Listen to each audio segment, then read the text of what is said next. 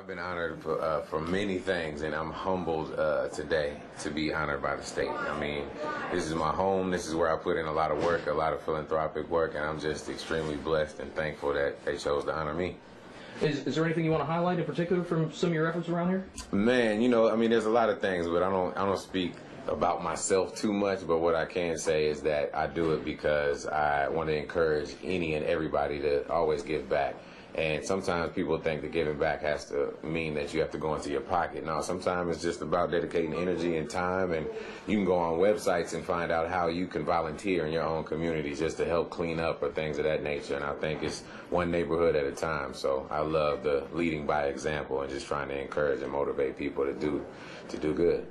I'm sure you don't want to leave anybody out, but is there one specific story or something you have a personal connection to in particular? I have a personal connection to a lot of different stories. You know, we always try to be extremely hands-on. So one I can say, you know, even when Hurricane Katrina happened and a lot of people migrated from Louisiana here to Atlanta, Georgia, and we housed like over 30 families, or when there were floods in Atlanta, Georgia, and people were, you know, they were homeless, and just us helping in so many different ways, or going to the Children's Hospital and rehabilitation centers and lending my celebrity and just going and giving them a helping hand. And you know, people who aren't able to attend concerts and do things, when I'm able to come to them and speak to them in person, it's so many different examples, but there's just a few for you.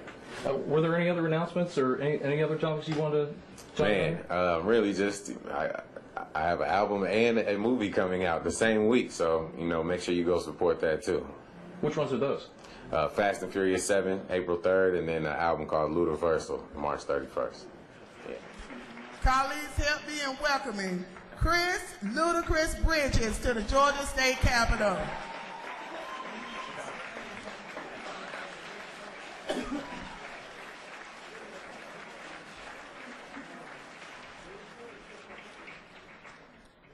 Hold on a second. Yeah. Sorry, I've always wanted to do that, so thank you for allowing me to do that. How's everybody doing? This is a great honor, and I'm very humbled by it, and I definitely want to thank you, Representative Stovall, for that amazing intro that you just gave. And thank you, the Georgia House of Representatives, for honoring me and my foundation, the Ludacris Foundation. And my mother is the president of that foundation, so we can give her one more round of applause in here.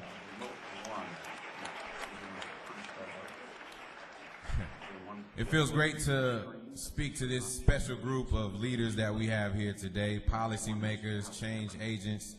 You all have a special responsibility to provide a voice for the voiceless and to help guide all of the residents of Georgia to a better tomorrow. You are a reflection of every part of Georgia, and you bring light to the issues that we face, both small and large. You help us to better see ourselves, our communities, and our country. I truly respect the role that you play, and I don't think you guys hear it enough, so it's important for me to reinforce that and let you guys know how much you mean, not only to myself by doing what you do, but to those who can't be here in front of this microphone and tell you personally. So give yourselves a round of applause. Now, I'm sure that some of you are asking, you know, why would Ludacris be invited to speak here today? And why would they honor me? To some, I'm just an entertainer. I make my living by, you know, stringing together verses or playing a part in some movie or television show. And I'm certain that some of you are asking, what would Ludacris have to say? What would I have to say about leadership? But in fact, when I speak of leadership, I'm talking about leadership that is apolitical. Leadership that is very basic and starts with self. There's a cry for it.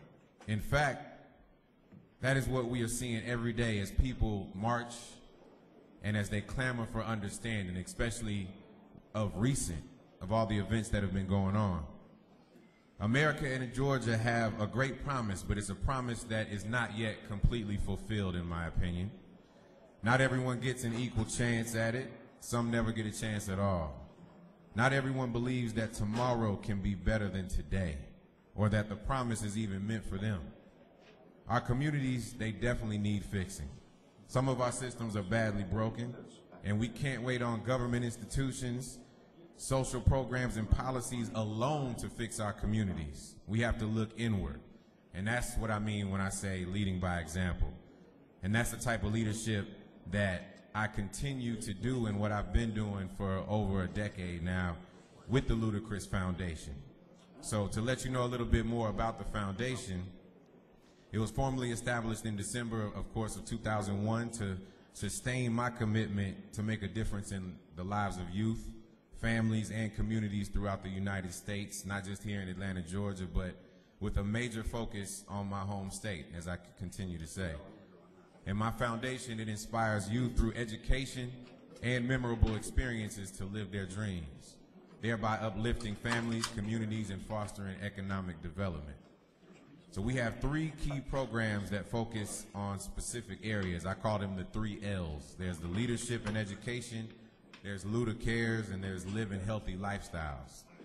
First and foremost, the leadership and education, preparing you to be successful with an emphasis on why education matters in making lifelong decisions. Ludacares, which is ensuring that communities and its residents know that we care about them and that they need to care about each other. And then living healthy lifestyles is geared towards youth to learn about healthy eating to address issues like nutritional health and childhood obesity. Provide preventative health services and education in underserved youth. We help young people achieve their dreams through the encouragement of the principles of success. We aim to show young people in America they are the builders of their future. And since 2001, the Ludacris Foundation has donated well over $2 million to support organizations that work to help families and communities. Our programs and support initiatives have directly impacted thousands upon thousands of lives. And what I'm more proud of is the fact that we have over 10,000 hours invested in hands-on service. So it's not just about cutting a check. I go there personally to ensure that people see my face and know that I care. I take the responsibility of leadership and giving back very seriously, as you can tell. I have a deep-rooted tradition of service that has only broadened with my celebrity status as my popularity has grown over the years. And I'm sure it will grow a lot more after being here in front of you guys today. So as I have more and I continue to get more, I'm making a vow and letting everybody know I will definitely continue to do more. I mention these things not to brag or pat myself on the back, but to underscore the responsibility that I feel we all have to turn back, reach back, and give back to our communities. This period in our history should be a time of reflection for all of us to appreciate what we have and what we have to give to those in need of our help. And in closing, I just want to say our challenge, the task is not so much to see what no one yet has seen, but to think what no one yet has thought, about which everybody sees.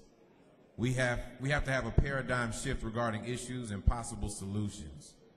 And we need every able body to pitch in and do what they can. So thank you again for this honor and recognition. I appreciate you all. Love from my family to yours.